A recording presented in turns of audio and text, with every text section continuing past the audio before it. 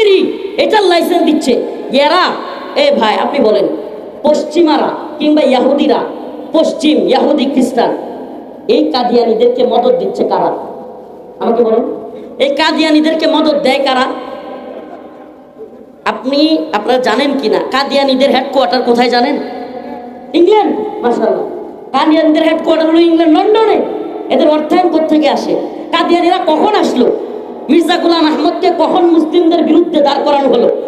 ইংরেজদের সাথে যখন উলামায়ে দেওবন্দের একেবারে ফাইটিং মুহূর্ত, ইংরেজরা দেখলো আদর্শিকভাবে মুসলমানদেরকে হারানো কোনোভাবে সম্ভবই না। সুবহানাল্লাহ, গোটা পৃথিবী একথা মানতে বাধ্য যে মুসলিমরা যদি আদর্শিকভাবে ঐক্যবদ্ধ থাকে, পৃথিবীর কোনো শক্তি নাই মুসলিমদেরকে হারায়। এটা নমুনা একটু বোঝানোর জন্য বলি, এটা নমুনা দেখাই। আফগানিস্তানে আমাকে বলেন, আফগানের তালেবানদের সৈন্য বেশি ছিল নাকি রাশিয়ার সোভিয়েত ইউনিয়নের সৈন্য বেশি ছিল?